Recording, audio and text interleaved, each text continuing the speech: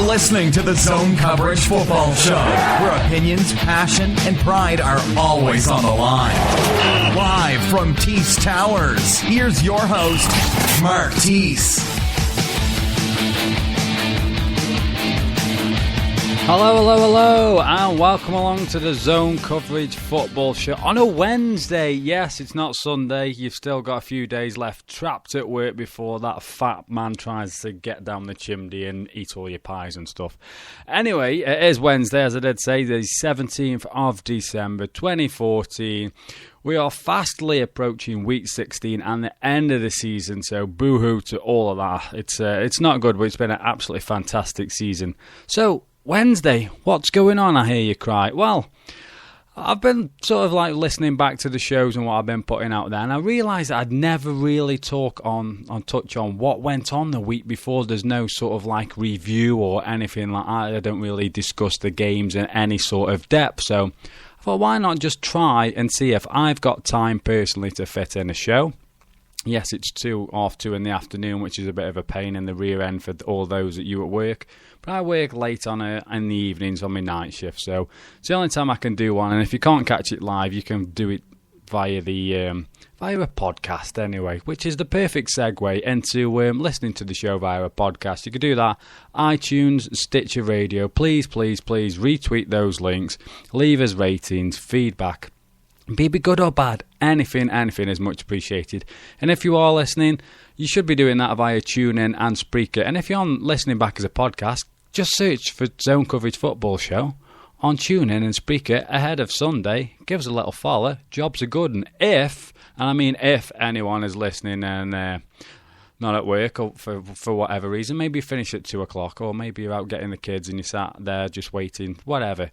The Spreaker app, that is open, so you can get to the chat room and there, just have a little conversation. I won't be taking calls today, but I will be taking tweets. So if you want to tweet in with any sort of thing as I go over all this nonsense, then do feel free.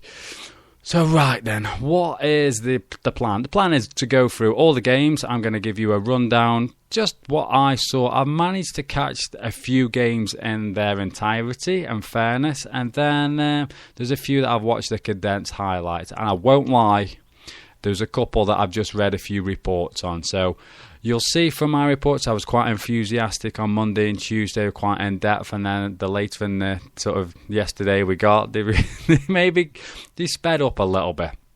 I did say I was going to go from 2:30 till 3:30. We're going to see how much sort of content and stuff that I've got going. So we'll go for the games, and if you guys like sort of interact with me, that would be absolutely fantastic. I can actually see now in the Spreaker app that we have people here already, so this is awesome.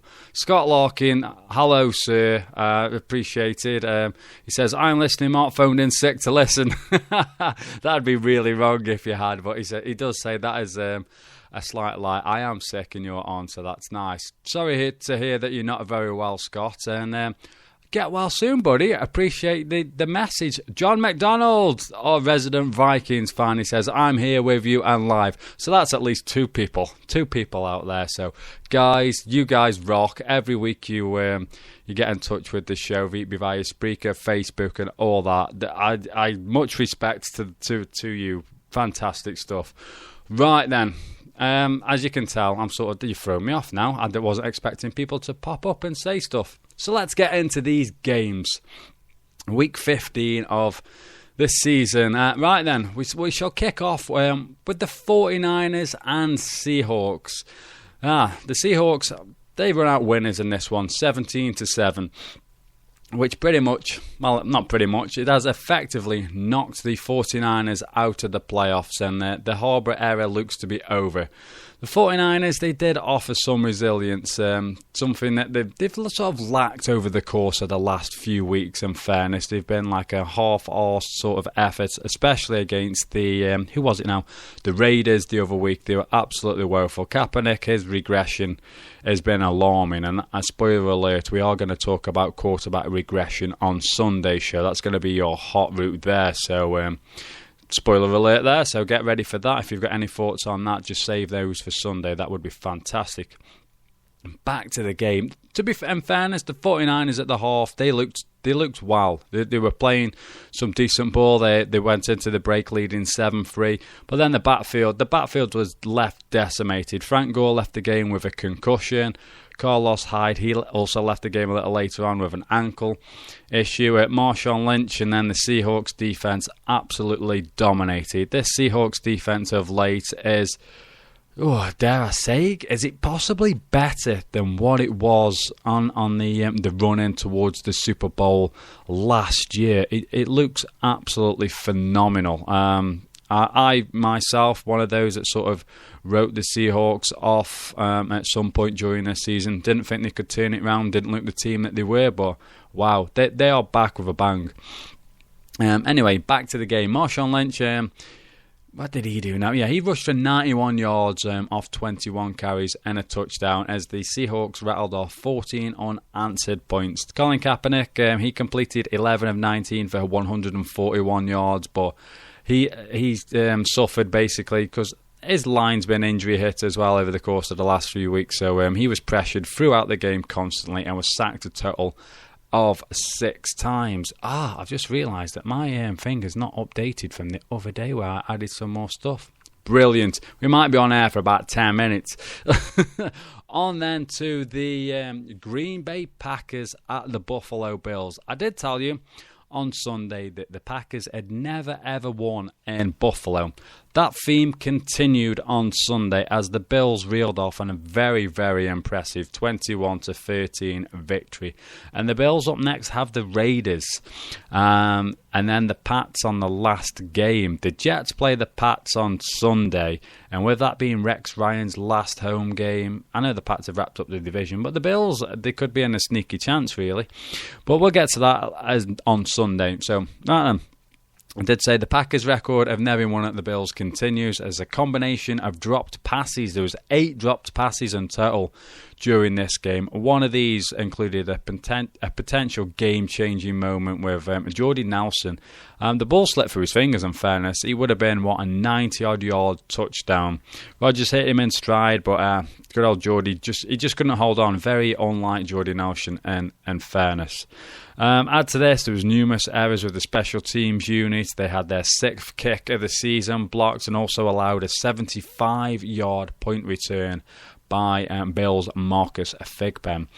The Bills' defense, they were all over the park. Picked off Aaron Rodgers twice on back-to-back drive. Mario Williams was the standout on the D as he blocked a 53-yard field goal attempt and then caused Rodgers to fumble in the end zone for a safety inside the final 2 minutes of the game, which pretty much put the final nail in the coffin.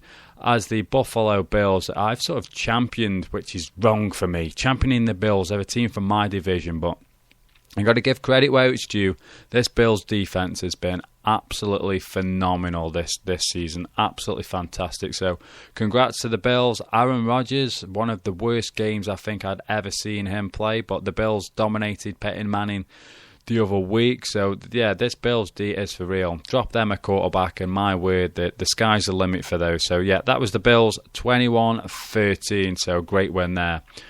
On then to the Dolphins and Patriots. This is fantastic that my score has not gone out on.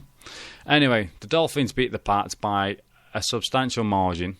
I can't remember what the exact score was because I updated my Evernote file at work last night. I've seemed to have not checked it before firing up the show.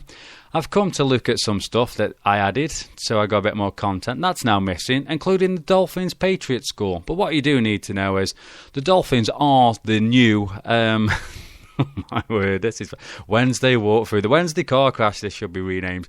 The Dolphins are fast becoming the new... what's the team? Dallas Cowboys, 8-8, 8-8, 8-8. Show a little bit of promise. Hit December and they just go down the pan. As for the Patriots, well, their domination of the AFC East just continues, much to my annoyance. They sealed their 6th AFC title in a row, which pretty much means the Dolphins are all but done in regard to their playoff chances. Dolphins played well throughout the first half, in fairness, but they just couldn't keep that momentum going after the break as the Pats put up 24 points in the third quarter.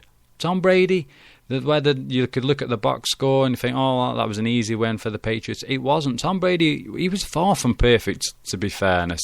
Gronkowski, yeah, his numbers look good, but he only managed to reel in 3 of his 8 targets, but he did make them count as he finished with 96 yards and a touchdown. Julius Gray, anyone? Remember Julius Gray? He got the bulk for the Pats. Seems that his alarm clock is once again working as Bill Belichick turned to him. I did write down his stats, what he got now, yeah. But yeah, he got the bulk of the carries. For the Dolphins, rookie receiver Jarvis Landry had a nice game, reeling in 8 of 11 targets for 99 yards. Mike Wallace, he also went over 100 yards as he and Ryan Tannehill connected on, you'll never believe this, it was a nice deep pass from Ryan Tannehill, one of his main criticisms, along with holding on for the ball too long. So Tannehill and Wallace getting a little bit of a rapport going there, but that seems a little bit too late in my eyes. And Tannehill, while I'd sort of hammered him at the beginning of the season, he's definitely past my expectations. He's shown a good enough of an improvement to sort of give Dolphins fans hope going forward into next year. He still needs to just that little bit of work on the deep ball and getting rid of the ball a little bit quicker. And you never ever know with Dolphins fans. If he continues to progress next year, then the future's bright for the Dolphins. I just need to shore up that rush defense. Right, my last note is the Dolphins are the new Cowboys, so I'm one step ahead of myself there. I can't remember the score of that. I didn't press a button. But yeah, apologies Dolphins and Pats fans. Well, no, not really. We're in my division. You both suck. Moving on then to the Denver Broncos. They travelled to the San Diego Chargers. The Broncos, they won this game 22-10. It was once again the Broncos' ground game was on show as they secured their 4th consecutive NFC West divisional titles. The Broncos have had their struggles in regards to the kicking game, but since cutting Matt Prater, Connor Barth has come in and he connected with all 5 of his attempts during the game. Mentioned the rushing game earlier. CJ Anderson, again, he did what we've become accustomed to over the course of the last few weeks. That can't be right. It says here he rushed for 985 yards. That'd be impressive if he rushed for 985 yards in a game. That's either 98 or 85. It's a combination of those 3 numbers there. Anyway, whatever it was, that made his total yardage in the last 4 games that took his total yardage to 478 yards. Oh my word. As for the Chargers, Nick Novak, he only connected with 1 of his 3 field goal attempts, and Phillip Rivers was intercepted twice, and he finished with figures of 24 of 41 for 232 yards. Also, the lack of the ground game killed the Chargers. Brandon Oliver and Donald Brown combining for an absolutely woeful 44 yards from 17 carries. The Chargers now find themselves, they're still in with a shot at making the playoffs, but it's a big ask. I know I did reel off that stat a few weeks ago now where the Chargers are particularly strong down the home straight, but it looks like I may have cursed them. So Chargers fans, if you're looking for somewhere to point the finger at, just look my way. I don't mind. I can take it. Right then, so that is the Broncos-Chargers game to bed. It's all gone quiet everywhere. There's nothing going on Twitter and stuff. So yeah, everyone seems to be working away. So that's all good. We have Scott. Oh, Scott here. Seahawks, impressive since 24 defeat in Kansas Week 11. They have only allowed 27 points in the last 4 games, 2013 type numbers. So appreciate that, Scott. Yeah, Seahawks defense just ridiculous at the moment. Right, where was I? On to the Texans and the Colts. The Colts, they wrapped up the South once again as Andrew Luck. What's going on with Andrew Luck? He started off very, very sluggish again, but he sort of he got better as the game progressed, and there's only so many times he's going to get away with this. He did throw a pick 6 again. I think he's up there in totals now. Was it his 11th pick 6 or 10th pick 6 of his career? I know I come down hard on Drew Brees. He escaped some criticism. Andrew Luck, he's got to start. He needs to go now a few games without these turnovers and fairness before. No one's really going to ask questions, but it's not a part of a game he needs. He fumbles the ball a lot as well, so he needs to work on that really. The league MVP, as voted by me and our listeners, we've already rubber stamped this. Quarterbacks get too much praise. JJ Watt is the league MVP. I don't care what the NFL says when they reveal that. It's absolute utter nonsense. But he had a quiet game by his standards. 2 sacks. Ryan Fitzpatrick, the bearded wonder, he left the game with a broken ankle.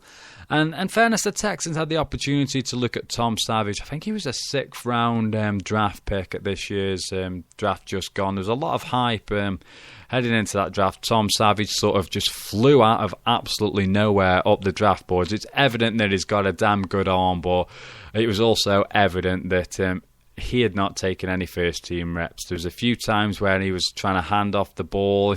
He was handing the ball off to his left, running back running past him up the right side.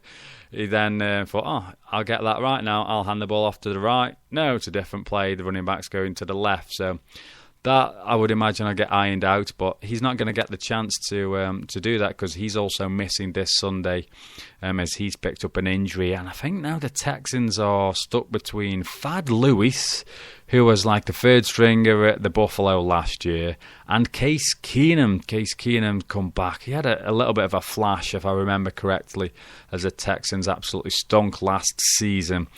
So my money would be on Case Keenum. He's hopefully still going to know the system and stuff. So that'd be the right move going forward there. Right then, yeah.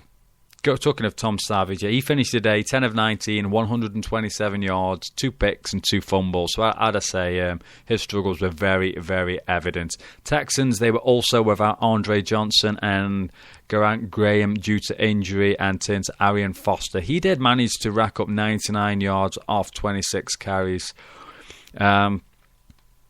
Excuse me, but fell short as the Colts defense didn't allow an offensive touchdown all games. As I did say, Andrew Luck did for a pick 6, and that came off Kendrick Lewis returned that to the house. For the Colts, Hakeem Nicks and Dwayne Allen got their touchdowns as they wrapped up the South in a less than convincing 17-10 win. But they do say, don't they, doesn't matter how good a team you are, not how good a team you are, they say that the good teams can win the poor games and the struggles, and they pull through. The Colts have done that the last 2 weeks.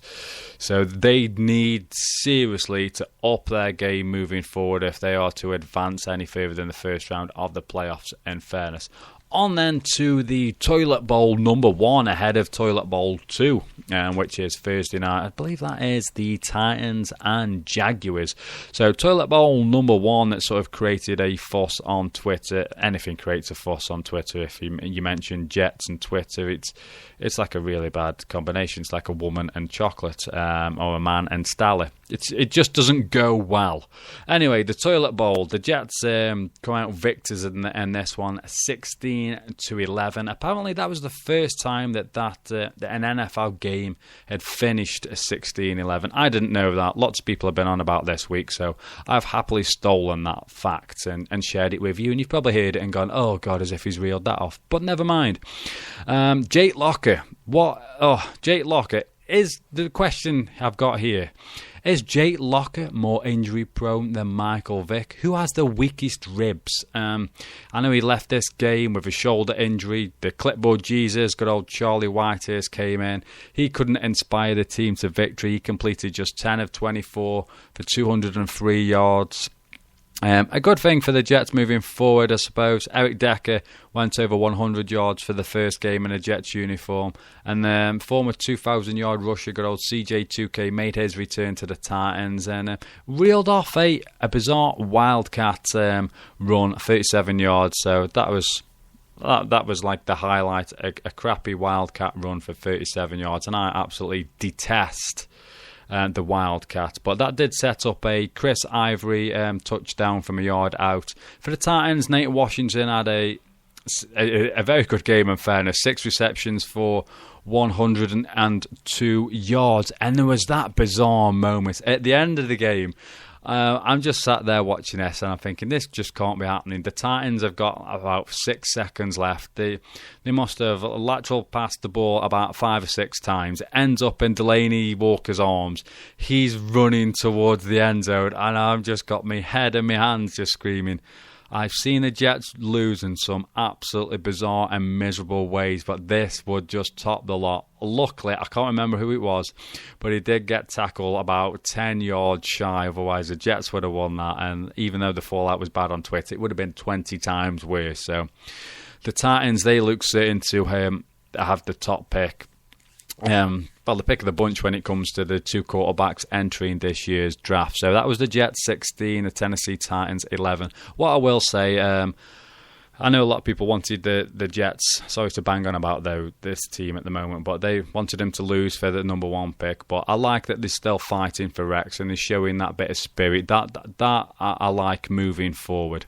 Talking of moving forward, let's just check in on Spreaker. Scott says that Jake Locker, made of Lego. Has anyone seen a Lego movie, by the way? Everything is awesome. That theme tune, once you see the Lego movie, that gets wedged in your head forever. It's not good. Just had a tweet come in from John Cartwright. He says, best of luck with the extra show. I'm at work now, but we'll catch up on the podcast. When you listen, John, you just had a shout out, mate. I appreciate the tweet and taking the time out to just drop that in there. So, right then, back to these games. Shall move on. It's the Pittsburgh Steelers. They travel to Atlanta to take on the Falcons. Steelers, basically, their topsy-turvy season continued with a turnover-free game from Ben Roethlisberger as the Steelers beat the Falcons 27-20. To make the playoffs, they simply have to win out and they will win the AFC North. Roethlisberger, he threw for 360 yards. That took him over the 300 yards passing mark for the 8th time this season. That's phenomenal. I did listen to a podcast. When was it now? Might have been yesterday or the day before. I can't remember which one it was. But they were saying that the Steelers, if they, they're up and down, very Jekyll and Hyde. If their offense sort of turns up and they have these sort of 6 touchdown games with Antonio Brown and Le'Veon Bell going off, that they could be a match for anyone on the road. We shall discuss that. Should they grace the playoffs moving forward? So, yeah, that was Ben Roethlisberger, 300 yards for the 8th time this season. Le'Veon Bell, he was quiet by his standards. He rushed just 47 yards off 20 carries. And in fairness, this Falcons defense, they played pretty much above and beyond what they had been. They actually, that little bit of nonsense in Hard Knocks where we're going to be tough and strong and physical actually was evident in this game. So credit to the Falcons there. They were without Julio Jones. And they still put up 20 points without Julio Jones. So that's a good sign moving forward there. Where are we? I'm all over the place. Yeah, in Julio Jones' absence, Harry Douglas stepped up. He had 10 receptions for 123 yards. As the Falcons rallied late on following another poor Matt Ryan pick 6 at the beginning of the second quarter. But it was a little, too late. I've just had another Twitter notification come up. Yeah, Robert's been very active over the course of the last few shows. Appreciate that, Robert. That is at RobertW_97. He asks, what do you think the Titans should do at QB next year? Mettenberger or take one high in the draft, or maybe RG3?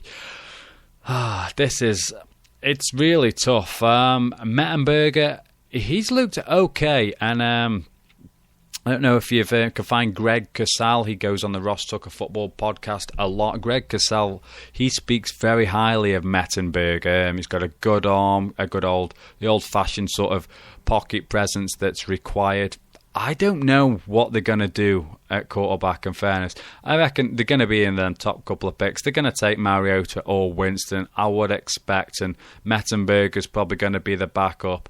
Just let him duel it out in camp, and then see what happens there. Maybe the best one sort of just takes that rate. See if one of those can rise up and take it. I don't know. Would you want a second-year quarterback going up against a rookie in camp? Maybe bring a bit more experience in, possibly. RG3's staying in Washington, I'm afraid. Whatever RG3's got on the Redskins management ownership is frightening. Jay Gruden, you sort of feel sorry for him. He's going to end up getting the sack. He's been out criticising RG3 once again, and rightly so. He's just pointing out the damn obvious to everyone else, but the Redskins management are just like, well, we're invested in him, and they are cutting their nose off to spite their face. It's crazy the situation is in Washington. You sort of peeing into the wind, aren't you, if you're the head coach of the Redskins? It is not good. So to answer your question, Robert, get back to your point. I do believe they take one in the draft, in fairness. Mettenberger's looked decent, but yeah, they're going to take one. Locker's done and dusted. He's going to move on. He's probably going to end up on my Jets, which I absolutely cry about. But yeah, RG3 will stay put. Locker will move on. The Titans, I'd definitely expect them. I'd be shocked, very, very shocked if they did not take a quarterback. They need one, in fairness. Right then, back to these games. Where was I? We just reeled off the Steelers, Falcons, and then into the Bengals and the Browns. And wow, what can you say? It was a certain Johnny Football's first start within the NFL, and little Johnny Midget Manziel completed just 10. He's little, he put up little numbers. 10 of 18 for 80 yards. He had 2 interceptions. He was throwing high throughout the contest. And to be fair, the Bengals were just up in his face. They were flipping off the money sign whenever they were sacking him. It was just... At first, I'm not a fan of Manziel. I'll go on record. I don't like him at all. As a person, as a quarterback, it's just grates on me. It's just one of them people. At first, I was thinking, yeah, this could be quite interesting to see him fall on his face. But as the game sort of progressed, me mood and feeling sort of switched over, and I started feeling sorry for him. No matter what he did, what he tried, nothing had come off, and it was bad, as bad as I've seen. I've seen in the papers and on the internet this past few days, it was one of the worst decisions ever to put Manziel in. But that's crazy because you rewind 2 weeks and everyone was saying, why are you starting Hoyer? Why are you starting Hoyer? And you had to start Hoyer to move forward. Hoyer had got you to that certain point where you were. He had a really bad game. You made the change, as in, I would imagine pretty much 95% of head coaches would have made that change, myself included. Now, I'm not Manziel's biggest fan. I would have made the change. I would have gone to him and said, right, Johnny, let's go light it up. Let's see what you've got.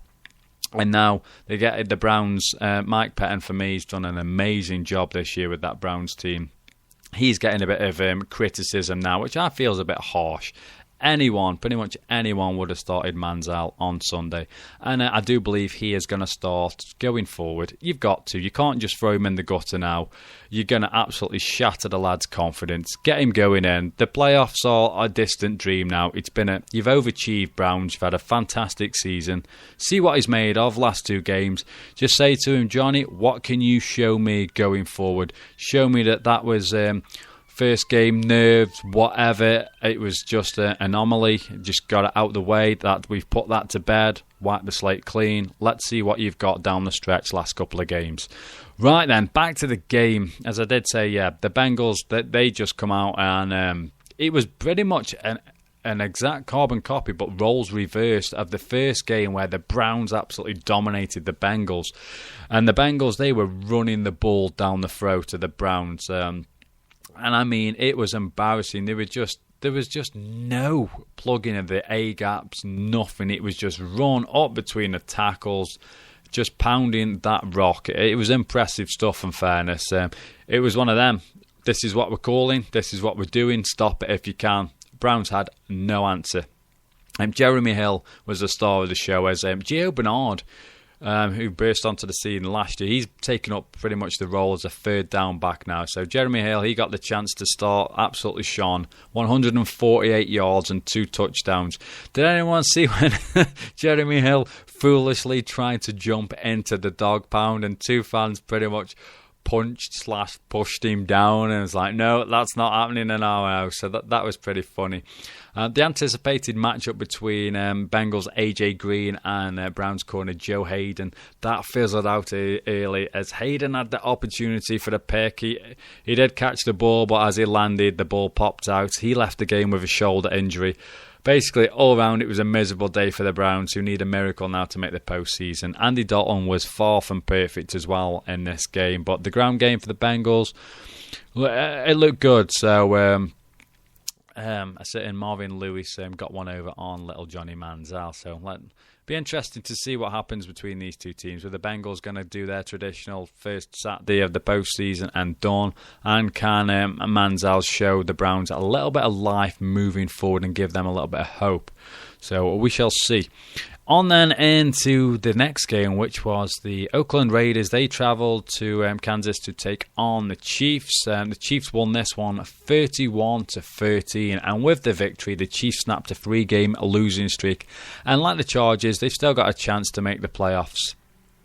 One of the most bizarre stats that's been continually rolling in regards to the Chiefs is it's yet another week without a touchdown for a wide receiver. I think now it was the 1 year anniversary about 10 days ago, so we're up to like 1 year, 2 weeks approaching. So that is absolute madness in my eyes. Young rookie quarterback Derek Carr, he was hammered throughout this contest. He got hit 11 times, 4 sacks. Running back Latavius Murray couldn't replicate his performance of 3 weeks ago against the Chiefs. That game on the Thursday night, it was the Raiders' first win of the season. He rushed for 112 yards and 2 touchdowns. But yeah, the Chiefs' run D played admirably. They held Murray to just 59 yards on this occasion. And Travis Kelce's been... Everyone's calling him Mini Gronk. Travis Kelce wears the same number. It's been absolutely fantastic. He had another touchdown. Running back Niall Davis got a touchdown as well. And former Oregon Duck, absolute speed freak, Black Mamba, DeAnthony Thomas, he returned a punt for 81 yards. So that was the Chiefs. They corrected their ship after a 3-game losing streak. What are the Chiefs? I've got a question actually going into for next week. Chiefs fans, what are you missing going forward? Obviously, Alex Smith does a very good job. The line's good. Your defense is good. Your receivers are maybe average. Got a good young tight end. 2 fantastic running backs. Return game's good. So my question is, Peyton Manning's arm is coming under increased scrutiny over the last few weeks. The San Diego Chargers are flawed. Is there an opportunity next season where if you add the correct pieces during the off-season, and of course there's a lot of teams that can say this and say, oh, we need this, and that, and we can make a charge. But could the Chiefs be a sneaky sort of pick for the West next year? I know it's a long way off, but I'm just curious because they've put in some really, really good performances this season. I've liked what the Chiefs have done. Right then, on to the Jacksonville Jaguars and the Ravens game. The Jags lost this one 20-12, but the combination of a struggling O-line and a dominant defense saw the Ravens sack Blake Bortles 8 times. The score, however, that flatters the Ravens. They had to come back from behind after they were trailing 12-10 at the half, thanks to 4 field goals from the ever-reliable Josh Scobie. The Ravens' offense, very, very mediocre throughout the contest, in fairness. They did finally get in gear with an 80-yard drive in the third quarter that was finished off with a 3-yard pass to tight end Owen Daniels. And it was somewhat of a forgettable performance. The Ravens won ugly, and at this stage of the season, that's all that matters. It's something I touched on earlier. So yeah, the Ravens continue to move towards the postseason. The Jacksonville Jaguars... Red zone. It's the red zone. It's killing you. 4 field goals. If they'd been 4 touchdowns, boom, you would have been 28 points up, 28-10. That would have been a hell of a different game. As badly as the Ravens struggled throughout that game, I honestly don't think they would have pulled that back. I really, really don't. But anyway, the Ravens move on and the Jags lose yet again. On then to the Carolina Panthers. They travelled to Tampa to take on the Bucs. They won 19-17 as Derek Anderson came back to haunt the Buccaneers for the second time this season. You will remember that Anderson filled in for Cam Newton during the Week 1 20-14 victory and was once again on the centre in Newton's absence. Newton had a car crash during the week and he's got some fractured vertebrae in his back. Pretty similar to Tony Romo. As Cam Newton's status going forward, I've not heard anything as yet, so I just expect Anderson to carry on because the Saints beat the Bears on Monday. The Falcons and the Saints play each other this week. So those two teams control their destiny. And from what I remember, the Panthers, they need help. They could win out, but they need help in getting in the playoffs. So I'd just be tempted to roll with Anderson. It's really, really not worth it to risk Cam Newton at this point. He absolutely loved being on the sideline. He was up and down there smiling for the cameras. It was like a fashion shoot for Cam Newton at times. It's cringeworthy, to be in fairness. It was cringeworthy. Anyway, let's get back to this game.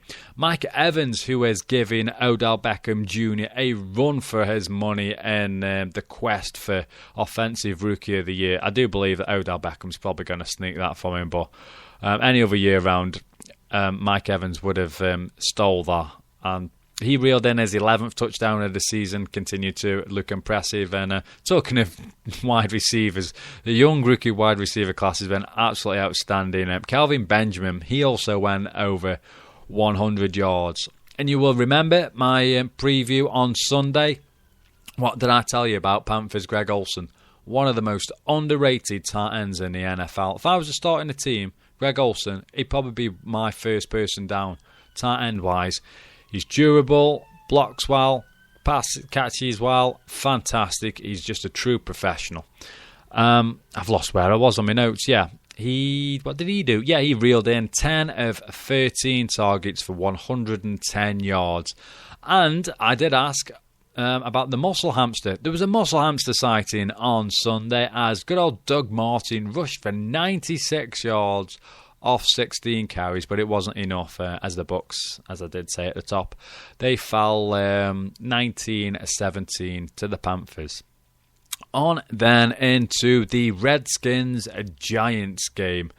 I was talking Odell Beckham earlier. Yeah, he went absolutely wild. And this one, he posted his 5th 100 yards or more game in his last 7 outings as he went off for 143 yards and 3 touchdowns. Eli Manning looked impressive. And Simon forgot his notes on Sunday, and I did say to him, he had a couple of sherbets, and I thought that maybe give him a false bit of confidence. After what's he done now? I'm sure he's done it twice, that old Giants, and that has bit him in the rear end. But Eli Manning, it come good. It looked pretty impressive in fairness. Where was that? Yeah, Eli Manning looked good. That's thrown me. That statement. It's like, what? Eli Manning looked good? Are you mad? Anyway, back to this game. RG3, the much just abused and woeful and power freak and whatever naked picture keeper of Redskins management, RG3, he returned to the fold after Colt McCoy re-aggravated his neck injury and that sort of kept him doubtful leading up to the game. In fairness, RG3 at times, he looked okay. He did look okay. He did get sacked 8 times. The Redskins, they were kicked themselves, in fairness. They missed opportunities in this game. They thought they were up by 10 points as RG3 dive/leap into the end zone was overturned on video evidence. As he was breaking the plane, he was losing control of the ball. It's all that really just a continuation of misery for Gruden and the Redskins. Eli Manning, despite his smacked-assed face, yeah, as I say, he's been sneakily consistent. He's turned around early in the season. I was absolutely hammering him as him and good old Ben McAdoo, they were ironing out the kinks as Eli made the transition into a new offensive coordinator there. But the question here really is, who's got the better chance to return? Coughlin or Gruden? Who will be back? Who won't? On then into the Vikings-Lions game. This one finished 16-14 in favour of the Lions. Matthew Stafford and his offense had been on fire going into this encounter against division rivals, the Vikings. Megatron, I think, had posted 140 yards plus in his last 2 games. But once again, it was the defense that carried the team over the finishing line here, and a close encounter. Teddy Bridgewater, the gloved wonder, got the Vikings off to a fast start. They put up 14 points before the half, but after the break, 2 Matt Prater field goals from 30 and 33 yards helped clinch the game, and a spot tied at the top of the NFC North due to the Packers' defeat in Buffalo. So a sterling performance by the Vikings. Teddy Bridgewater once again. He's been okay. He's not had a bad season. The Vikings, for me, I think I mentioned it on Sunday. Vikings have had a sneakily good season. You can look at the record and say, well, it's not really a winning record or anything like that, but I feel that they've exceeded expectations. So it's promising. A very, very young team moving forward, and add into the equation this Adrian Peterson nonsense and that. They've done a good job there. Vikings management and staff deserve some good credit, as did the Lions. Their defence is carrying them, and when both sides of the ball sort of decide to turn up together on the same day, the Lions are going to be a match for anyone, and they've not faltered the same sort of down the stretch nonsense that happened last year. I think they lost about 5-6 on the bounce and blew their chances. So the Lions remain strong going forward, and I do believe they faced the Packers on the last game of the season, which could prove to be a critical game. Talking of critical games and statement wins, how about this bad boy? The Dallas Cowboys absolutely destroyed the Philadelphia Eagles 38-27, and anyone listening will know that when the Cowboys come on the fan versus fan, they have a road game, and then they go and dominate that. The first time that happened, they beat the Seahawks, and then on Sunday they beat the Eagles. Back to the game. It's December.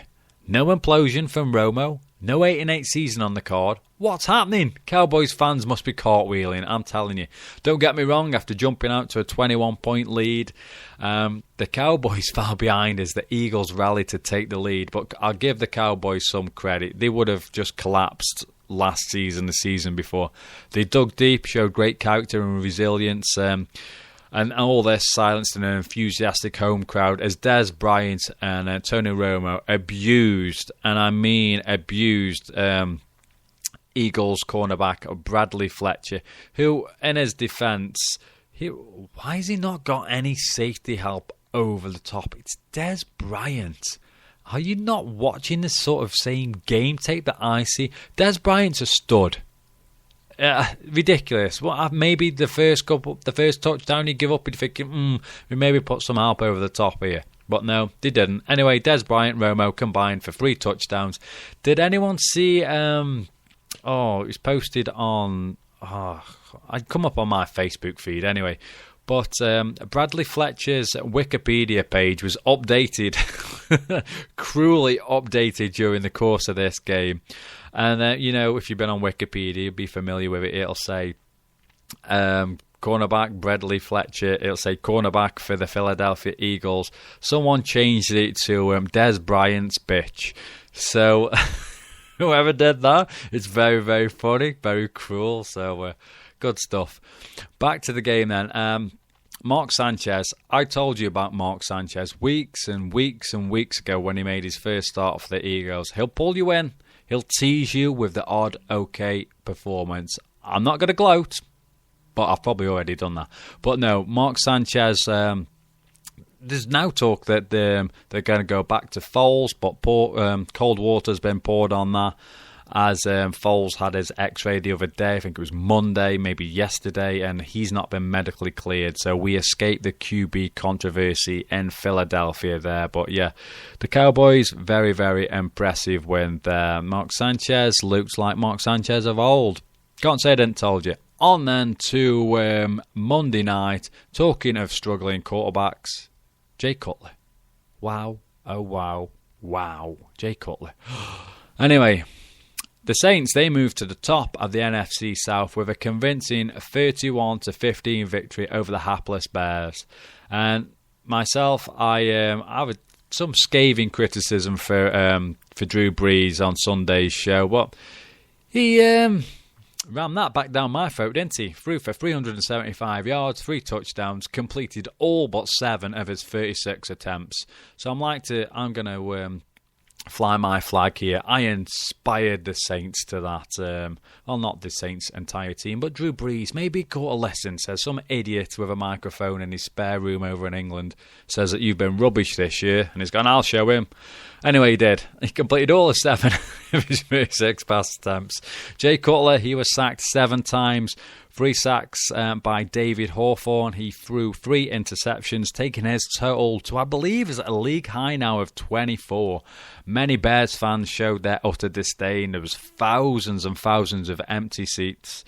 As once again, this Bears offense failed to amass more than 278 yards against a Saints defense that is ranked 31st overall. Jimmy Graham, he posted his second highest receiving yard total of the season with 87 yards, but it was his fellow tight end Josh Hill who reeled in 2 touchdowns, killing fantasy hopes for many. For the Bears, Matt Forte rushed for his highest total in 3 games, but in my opinion, still underutilising Matt Forte. If Cutler's the issue and he's throwing picks, give it Matt Forte. The guy's absolutely phenomenal. So, yeah, what was the score? Yeah, 31-15. There we go. It was only the Patriots game that I missed a score on. Anyway, that is your Wednesday walkthrough recap of the games. I will say it's not massively insightful, just my sort of views. In fairness, I don't have a spare 3-4 hours to go over this. If I work less hours, I'd love to spend a bit more time on it, but hopefully it's sort of a fill and you've got a little something out of it.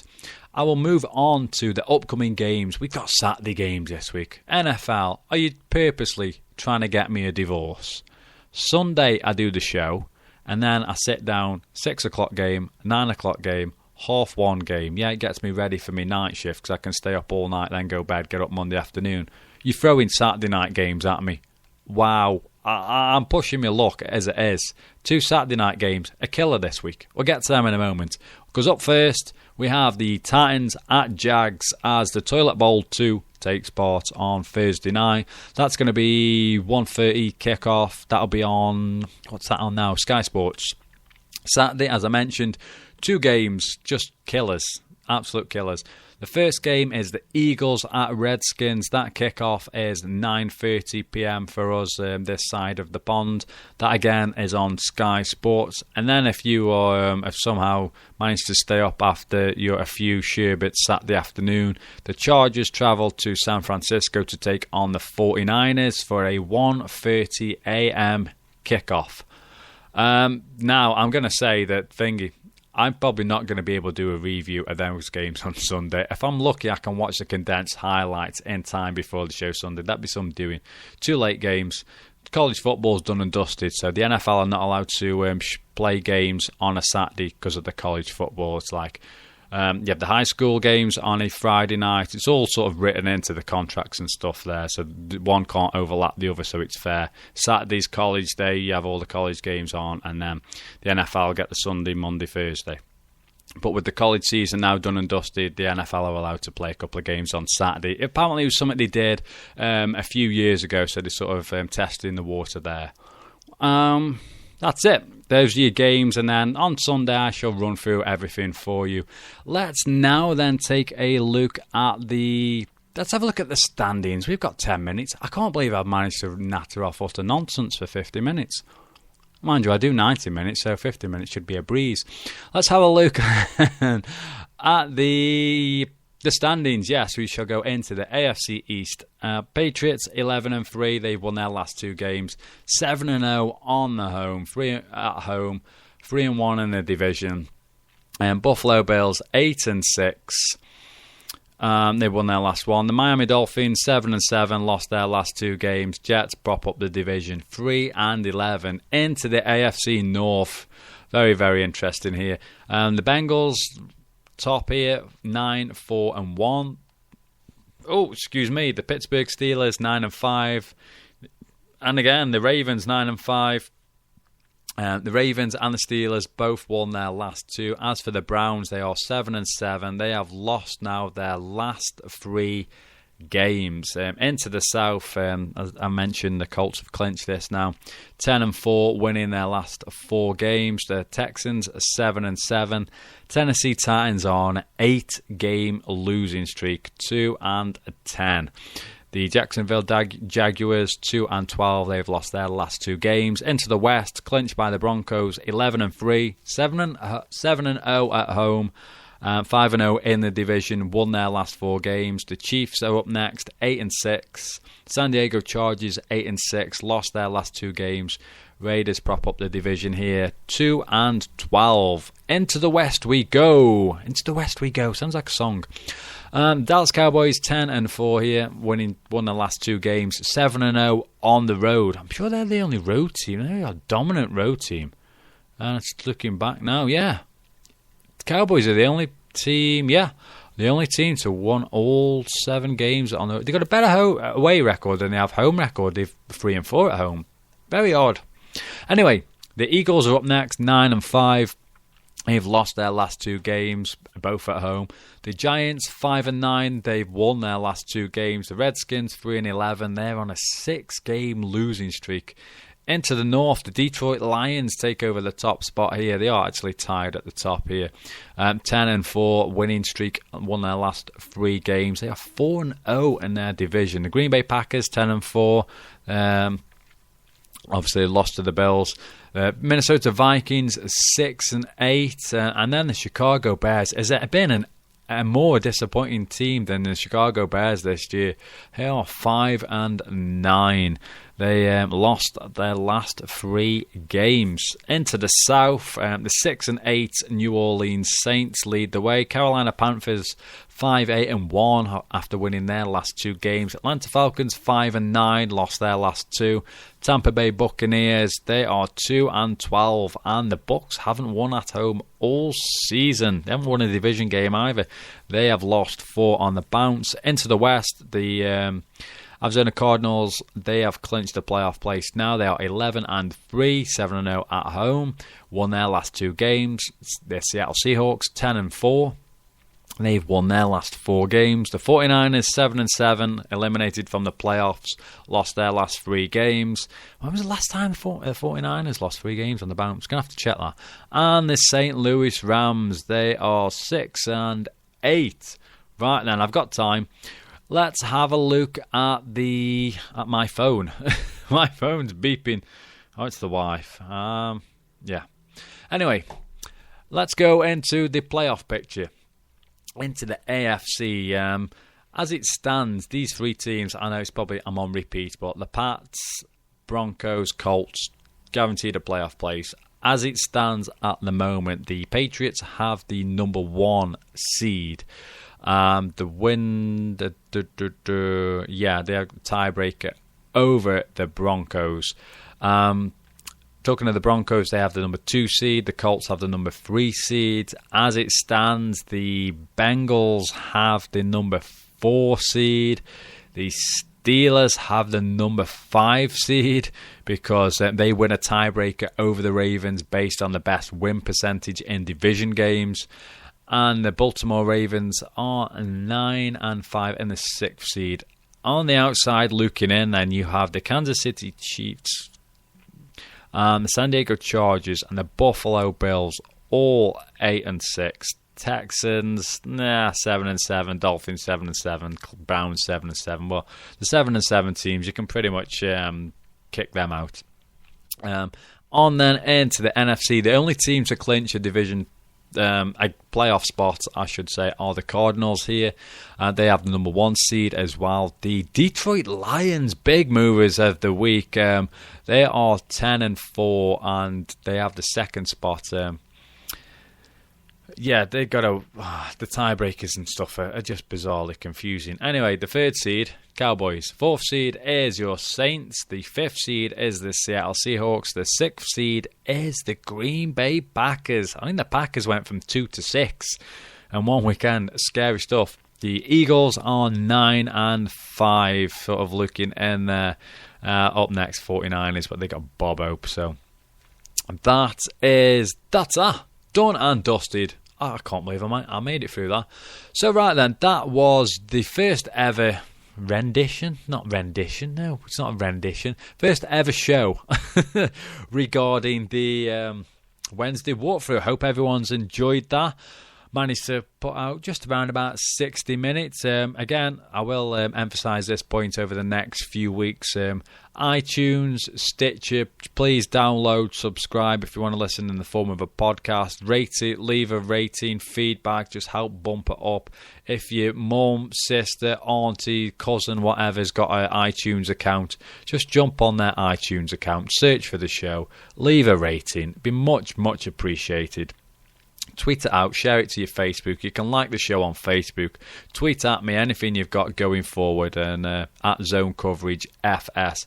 And I do apologise for my lack of tweets during the week. I've got cameras everywhere at work. It's really tricky to reply to tweets. So I'm not being an ignorant fool. I just can't. But if you do tweet me, I will do my best to get back to you either during my lunch or once I'm home in the morning. So apologies on that front. The number for the show is 0161 818 4593 ahead of Sunday. Also on Skype, Tees Mister. If you want to be on Fan versus Fan, feel free to tweet me, Zone Coverage FS, let me know. You can also email the show if you've got anything you want to say. That is Zone Coverage Football Show at mail.com. Also, the website, I keep mentioning it, got done up. There's a contact form on there as well. Check that out. Spread the word about that. Tune in.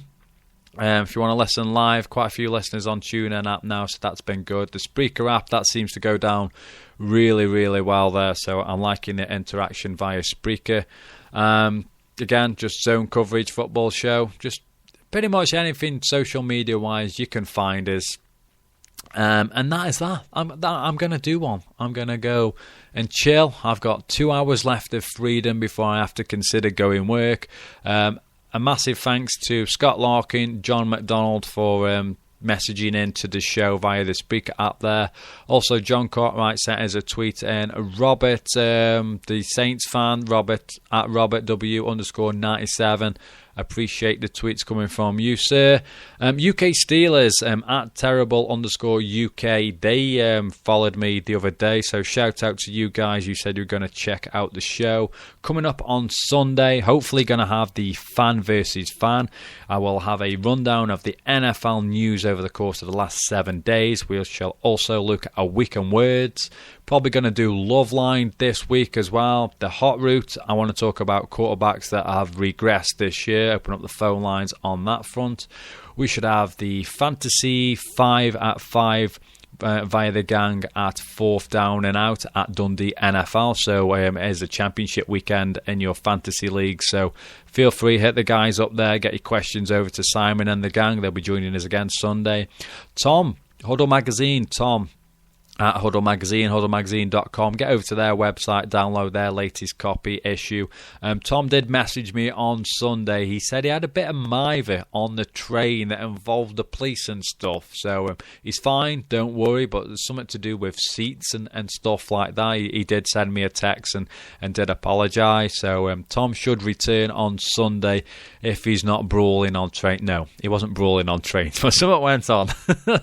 Just retract that statement. But yeah, Tom will be back on Sunday, hopefully, with your latest news as we head into a pivotal weekend, the penultimate weekend of the regular season, Week 16. Massive, massive thank you to those guys that have tuned in live. If you are listening back in the form of a podcast at a later date, please just send me some info if you liked it, didn't like it, because this is as much as an experiment for me as it is for you guys, and it sort of gives me some sort of foundation moving forward on what I can do to improve the show and sort of grow it and stuff like that. So again, I can't do this without you guys, so massive, massive thank you. We are heading towards Christmas. Enjoy the last few days at work. From Friday onwards, I shall be able to interact with everyone a hell of a lot more. So yeah, that is that. I am just rambling now, just so I can say I've done an hour.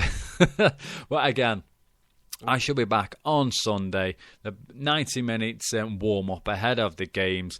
So until Sunday, 4 till 5:30, usual time, usual place, Spreaker, TuneIn, iTunes, Stitcher, get to the website, done and dusted. I'm hammering this home now. So until next time, hustle, hit, and never quit. Thank you for tuning in to today's show. Unable to listen live? We've got that covered. Simply search the Zone Coverage Football Show in either iTunes or Stitcher Radio. And don't forget to subscribe. All our shows and details on how to call into the show can be found on the website, www.zonecoveragefootballshow.com.